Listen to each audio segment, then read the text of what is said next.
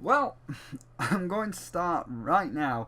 If you're here to see miserable, moody Spyro, this is not the review for you. This is post-type. Like, I've beaten the main story of the game, and it's pretty positive. And I know Midnight got pissed off at me for gushing over World of Final Fantasy in that review. So if you don't want to hear gushing, then this is not the review for you. But I would stick around to see why I gush. It's mainly to do with the end bit. So here it is, the last true review of the year, barring Super Mario Run. I'm not sure which one is going to be out first, as Run is quick and I've already played it and I'm typing it, but this is on a deadline, as I did get a review code from the amazing guys at Way Forward.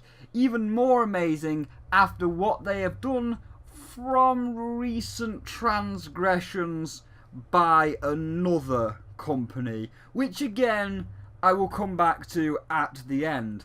But it's time to get on my belly dancer outfit and dance through the danger and fly away to the stars. Take my lead and I'll start it, the beat in my heart. I'll never give up in my fight till the future is bright. Spyro, you are a fucking terrible singer. Do not ever do that again. So, starting off, Half Genie Hero is part 4 of the story and is a direct follow-on from Pirate's Curse. That is a direct follow-on from Risky's Revenge. So you might want to play both of them in order before this one. The original is still part 1, but it's more of a prologue and it's not too important, and it's quite rare to find unless you emulate it. But being a follow-on, you'd expect everything to be updated and cranked to the next level, and it is. It always amazes me how Way Forward can take their previous version of a game and crank it up every time, improving on everything wrong with its predecessor. So, starting off, well, I say starting off, it's kind of hard to segment it all like I normally do, as from second 1, we have everything thrown at us in quick succession, and it shows from moment 1. So I'll give you a run through of the opening scene and the first level to talk about all of the audio visual parts of this review. So, we start off with Shantae waking up to follow a mysterious voice, and in doing so, she goes outside and we get a phenomenal look at the new engine and shaders they used, and holy shit, these shaders look amazing. If you watch carefully, the shadows move with the light source for some of that sweet dynamic lighting. You can see this a lot more in Firetown here, where the shaders are not only in full force on the fire and such, but in and on top of the water. And the water is some really nice looking water. It's so crisp and crystal clear and looks just like real water.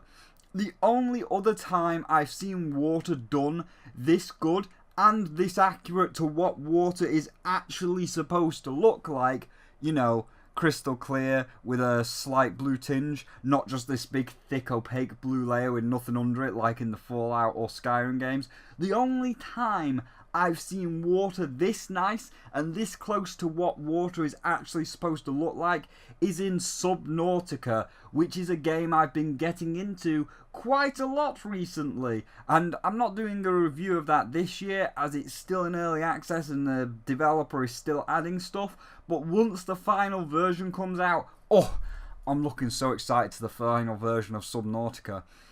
And not only do we see these amazing shaders in both the nighttime intro but also in the daytime tutorial, but we also get to see the new art style, which is basically just an update to Pirate's Curse in terms of backgrounds, that being the backgrounds are nice and detailed, but then the foreground obstacles, that being platforms, objects, are all super hued and saturated, so they really pop out.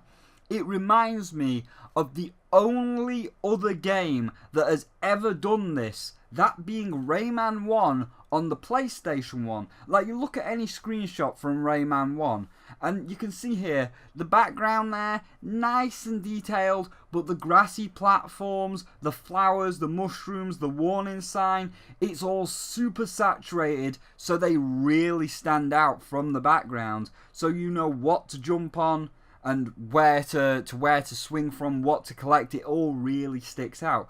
Same here. So, to me, it feels like I was playing Rayman 1 in a way. So I was right at home. Especially as, like Rayman 1, all the controls are spot on in terms of responsiveness. Shantae moves and stops when you push and let go of the stick. Her jump is at the right weight, so you know how far and how high you can go before you start your descent. Everything's spot on, just like the last one. Now, one thing I will say about the new art style is the characters. Like, yeah, Shantae looks good, but the rest of them do take a while to get used to. Like Mimic, he kinda looks a little bit bootleg here for a while, and Save Man, ooh, you've put on some weight since we last met.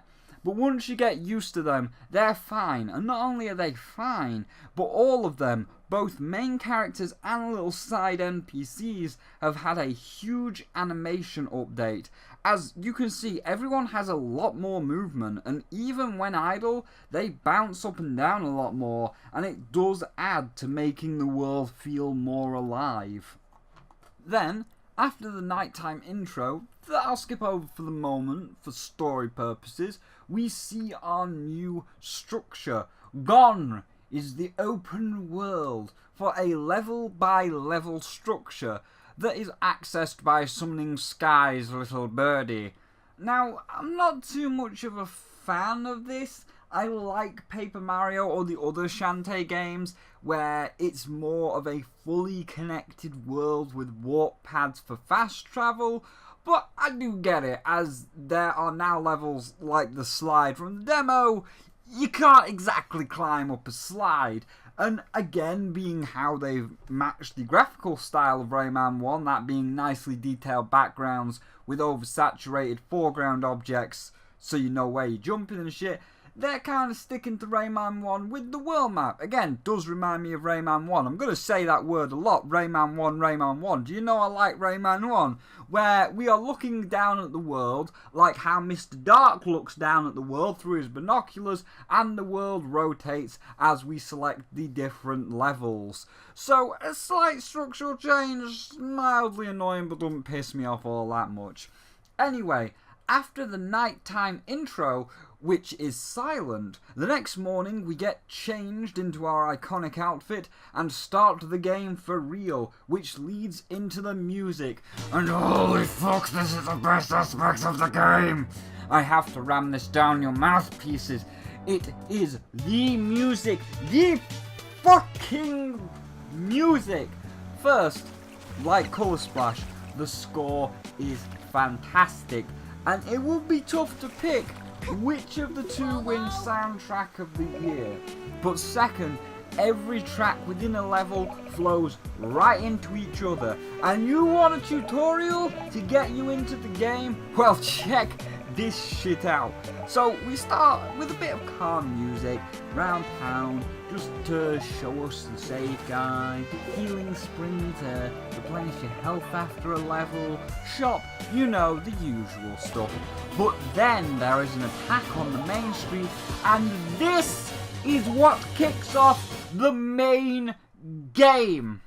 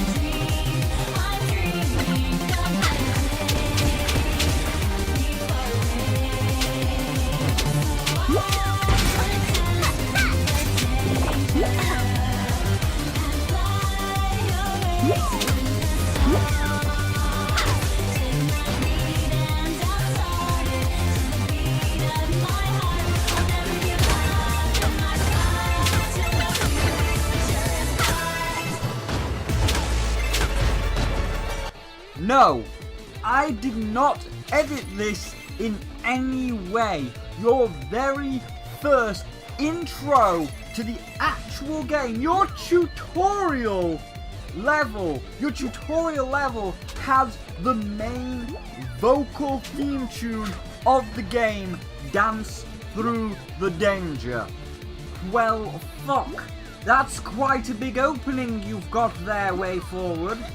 And during Dance Through the Danger, we learn how to jump and attack, the basic stuff, before it takes us to the next screen where we have to put them skills to the test in Firetown, and we transition from Dance Through the Danger to this.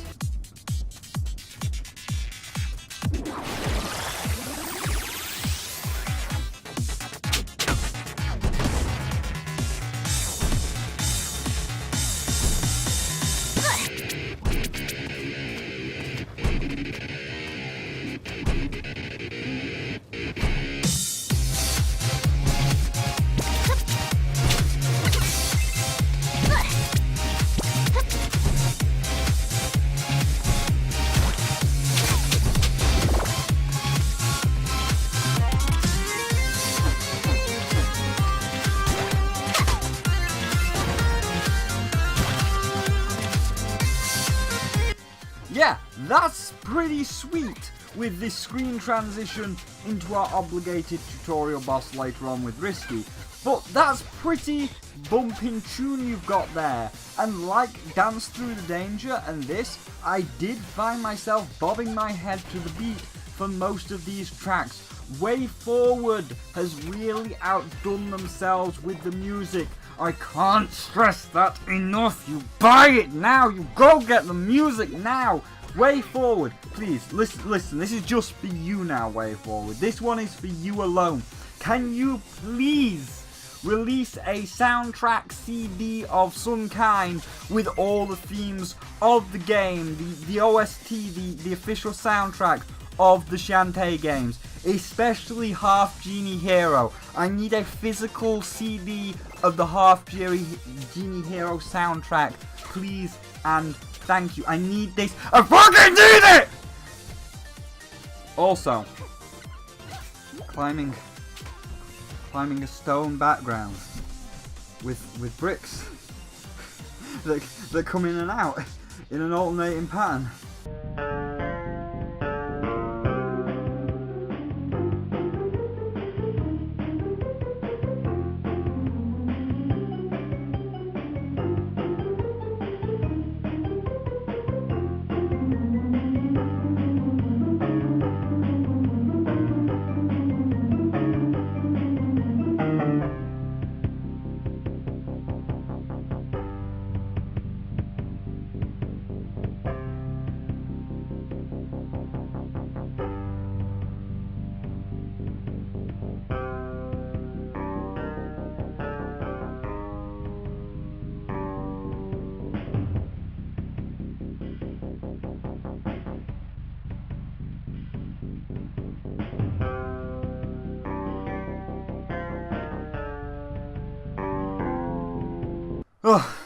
Oh, sorry.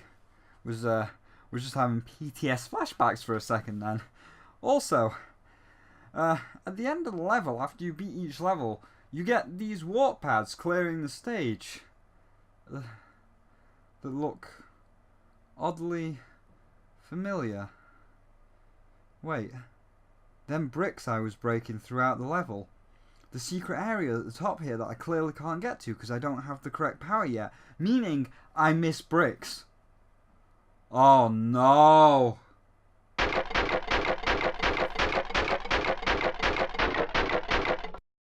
Nah, I'm just fucking with you. But the warp pads do very suspiciously look like the warp stones in Crash 1. And while most of the time they just serve as a warp out of the level, after every boss they warp you to this dreamland-like area where you get a new transformation, as with your genie powers restored, you can shake them hips once more to turn into animals, some familiar like the monkey, some new like the crab. I won't spoil any more than that, as the longer the game goes, the better the transformations are, and there are some really cool ones near the end. Which leads us on to the last part of the game, the story, which I'm not going to say too much. I'm going to class it as a bit of an Undertale, right? And not really spoil it all that much, as it's a really good story, and okay, so in Pirate's Curse, things were hinted at. We saw Rotty's human soul trapped in what we can class as this universe's version of Hell, and while also in Hell, we saw a man who was in shadows, and it's never truly expressed who he is, although it's alluded to be Shantae's dad, maybe. And also in Pirate's Curse, we find that the Pirate Master, or someone that the Pirate Master knows, is the reason the genies are not around anymore. Not dead!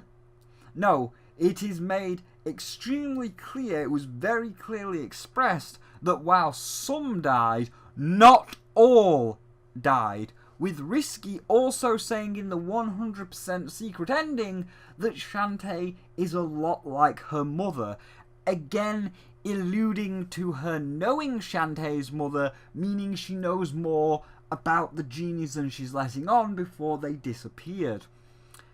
And in this game, well, the opening at night in Uncle's house, we notice a trapdoor to the basement hidden under his rug, and without hesitation we flung open the hatch. Just as Uncle Mimic wakes up, Shantae threw herself down into the unknown depths below. Hey everybody, it's your boy Northern Lion, and welcome to the Binding of Shantae Afterbirth Plus mod. I swear, the very first Afterbirth Plus mod I'm gonna make. He always says that. He's the very first Afterbirth Plus mod he's gonna make, so always gonna be something different. But down in the basement, we find a well, or a fountain, which speaks to us and says of a great darkness that is coming, and it's going to destroy not only the genie world, but this one as well. And it's not the Pirate Master gonna fuck shit up, but that's about it type darkness. No, we are talking Ansam, end of the world, total destruction. Again, darkness. Why is it always darkness? And why is darkness always the man? Time for game devs and the rest of you to have a light and darkness lesson 101, spoken by my good buddy ER. From what I understand, Breik is going for the yin-yang concept here. Yin-yang is how the ancient Qing-Chong schools conceptualized dualism. More specifically, yin-yang refers to contrary but complementary energies that manifest themselves physically and balance each other out, creating and simultaneously stabilizing what is our universe. Light and dark, hot and cold, life and death. These things would be the energies that make up and hold together the fabric of existence. What you may be interested to know is that I'm giving you the energies in the wrong order. It's not light and dark, but yin actually is darkness and yang is light. So if this is truly what Breik wanted, and I'm 99% positive it is, Rava technically corresponds to yang, and Vaatu to yin. Here's where they fuck it up already. Yang is the masculine, while yin is the feminine. Yeah, that's right. Masculinity is the light and active energy. Femininity is the dark and passive energy. Those 14th century slant-eyed bigots didn't factor in the current year, now did they? So Breik got the sexes wrong with the carpets. Rava and Vaatu represent the wrong sides of yin and yang. Princess Yue, the feminine, becomes the moon, both of which are represented by yin. However, yin is actually the black side of the yin-yang symbol, while the moon spirit inhabited the white fish. So next time you hear a girl say this: what? I have kept darkness under control and the world in balance.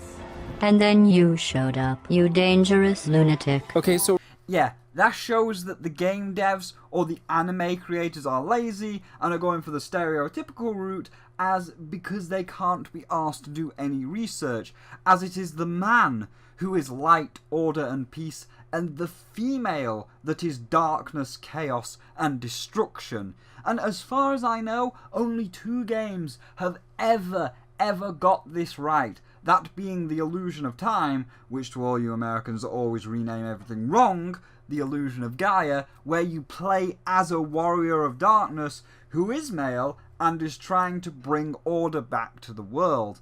And kinda right in Final Fantasy III, but really never expanded upon, with them saying that warriors of light have prevailed over the cloud of darkness, so wrong way round, but at least the darkness is a female cloud. And that now light rules over everything, but everything must maintain a balance.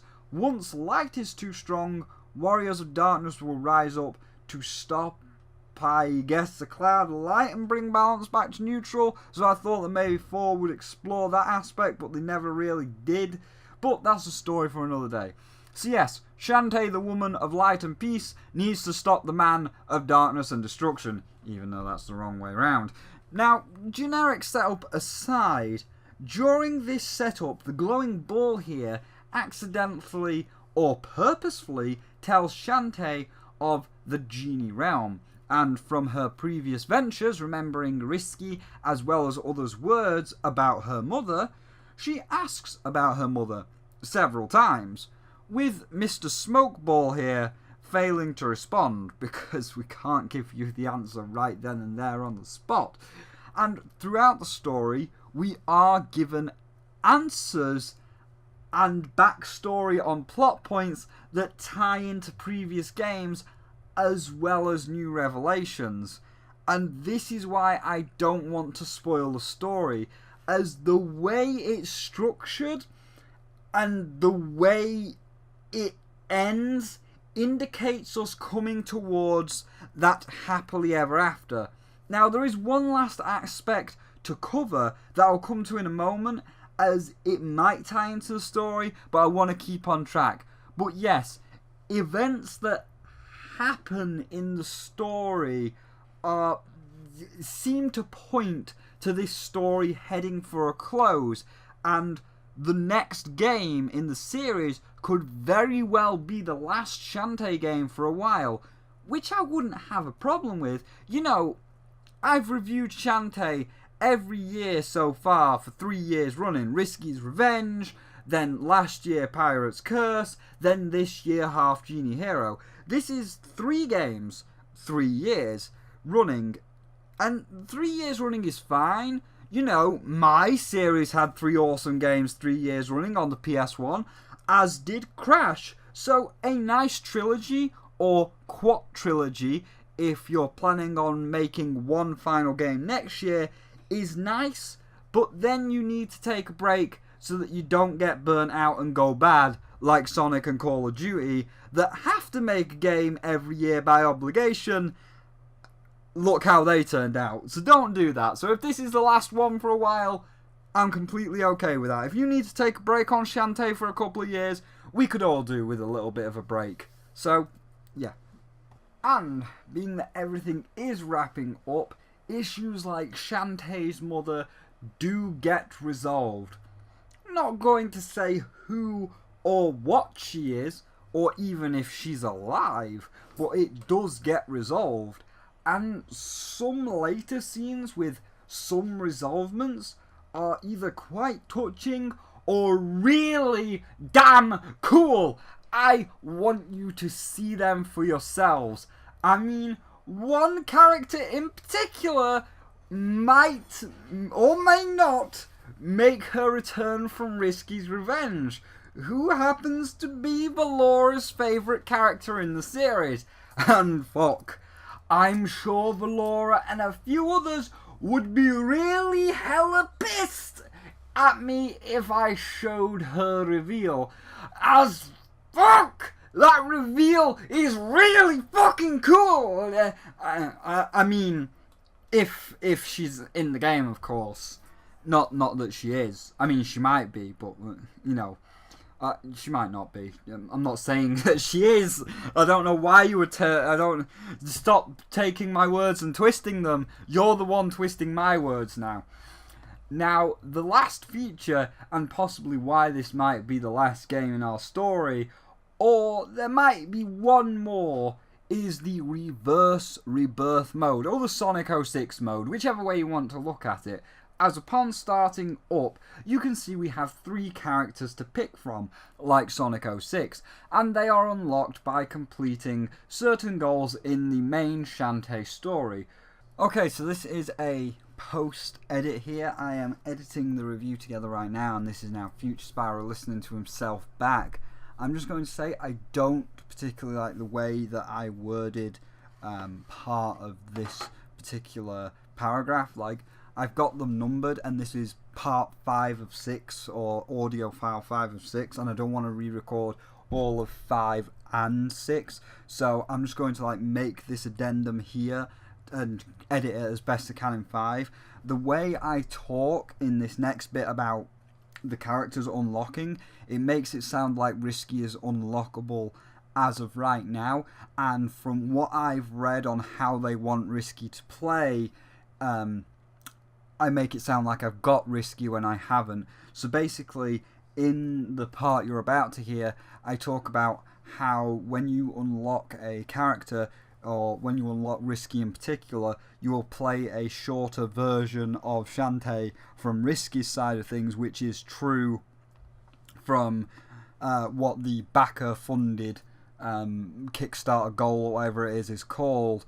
And I say that you'll get to see extra cutscenes that you wouldn't see as Shantae, because Shantae's not around and you're playing from Risky's perspective. Again, from what it seems like on the Kickstarter stretch goal thing, that is the case. So that's what I am explaining, but I don't explain it to the point where I've got Risky. Like, it makes it sound like I've got her. I haven't. Risky is DLC.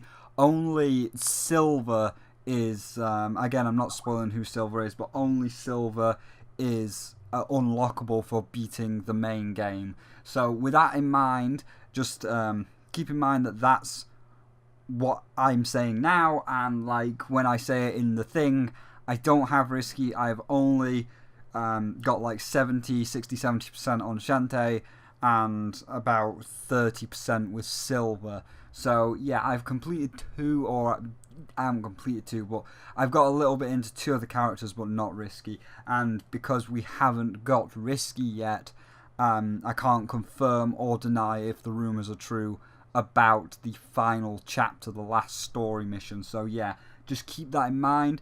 I don't know if Risky is paid for free DLC or free. I think she's going to be free because people backed it on Kickstarter, but it just wasn't finished in time. So maybe this review will get an addendum in the future, but yeah, just keep that in mind, and I'll go back to past Spyro now. When unlocked, we get a smaller, shorter mini-story of their side of things. I say their side of things as our shadow is clearly Risky. Yeah, you get to play as Risky. That's major fun. And from Risky's side, we get to see extra cutscenes that only she would see, as Shantae is not around at that point, which of course reveals more of the story, more of the plot, and fills in some of the plot holes to us, the audience. Hence why I'm saying this might be the final game, as I have not completed all 3 stories and got the true ending to see if it is a happily ever after or not. And of course, we've got our shadow, but who is our third wheel? Who is our Silver? Who gets to say, "It's no use"? Well, I'll leave that a surprise. And all I'll say is, Shantae has earrings, Silver has earrings. Shantae has hair coming out of the portrait here and here. Silver also has the same. Now, while I have unlocked all 3 characters, I have nowhere near 100%ed all 3, and apparently like Sonic 06, but I cannot confirm this, okay? This is not confirmation.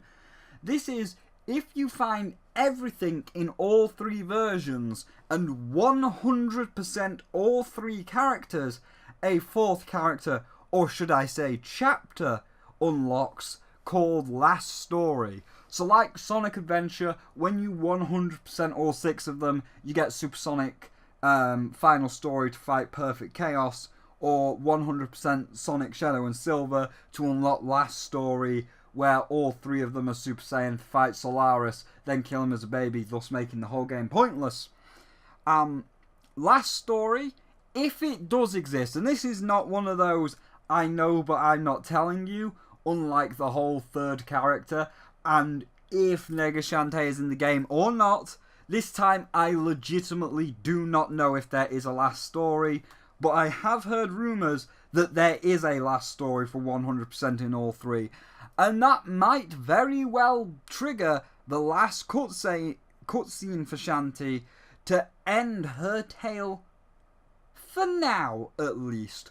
Or we might get one final game to close this amazing series. But for now, let's move on to the final verdict. So, my final verdict for Shantae Half Genie Hero is...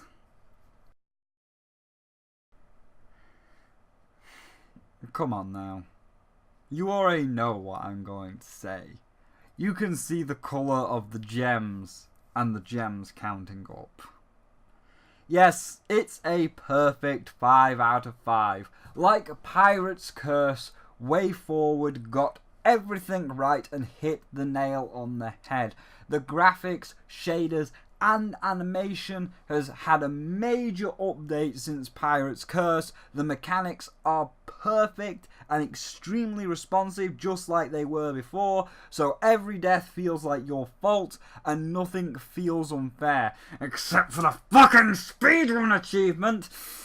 I'm pissed that you left that in Way Forward, but fuck it, I know most people don't go for the achievements anyway, and at the very least, it's not Shovel Knight's timer, and it does allow a lot of leeway when it comes to getting it. Unlike Shovel Knight, where you can only do it by 1 or 2 minutes, if not seconds. I'm not talking about the original one, I'm talking about Plague of fucking Shadow. Fuck! Plague of Shadow speedrun achievement right in its plague-ridden arse. As for the music, it's one of the best soundtracks of the year. Please go and download it to your iPod now. You won't regret it. Like Paper Mario Color Splash, if there is one part of this game that really shines and they really outdid themselves on, it is the soundtrack. It is easily the best part of the game, which is hard to say being how good the game is. Please give me a physical copy of the soundtrack, Way Forward, please and thank you. And I mean, I'll yield a bit and say, okay, some aspects of the story, like light conquering dark, it's a bit generic and some cutscenes can be a bit cheesy, but then you have bits like the reveal of that one character that may or may not be the same one that we are thinking of.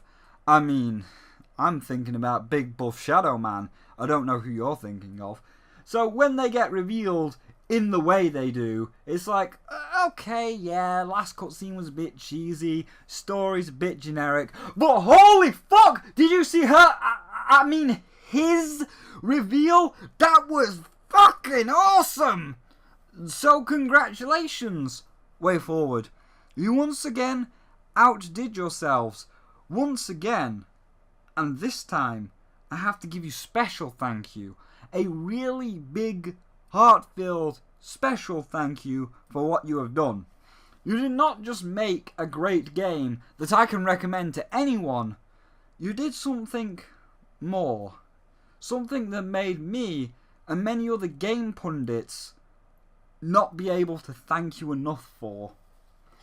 And that is, you made a fantastic kick-started game and showed just how good a game backed by Kickstarter Patreons can be. That might not seem like a big deal, but trust me, Way Forward, it is. I'm so happy that Half Genie Hero got delayed by a few months, as with your later release, i.e. after Mighty Number 9, you have purified the well. Here's a clip from Jim Sterling about the poisoning of the well. Even worse, this whole disaster has yet again cast a shadow of doubt over crowdfunding as a whole. In the wake of Mighty Number 9, I saw plenty of comments now expressing fears about Bloodstained Ritual of the Night and Yooka-Laylee, two games also banking on nostalgia and the love of fallen game franchises. It may not be fair to put so much responsibility on the head of Inafune, but it's an inescapable responsibility. If you're a high-profile Kickstarter project raking in $4 million, your success or failure will reflect on the rest of Kickstarter, and your fucking up puts a lot of other crowdfunded projects at risk. If MN9 was the very first game you'd crowdfunded, I now couldn't blame you for never wanting to risk it again. Why should you trust any other developer with rose-tinted glasses and whimsical promises? That's the bigger tragedy for me. The poisoning of the well that over-promising, over-ambitious, under-delivering projects like Mighty Number 9 inevitably perform, because I, for one, am a huge believer in crowdfunding.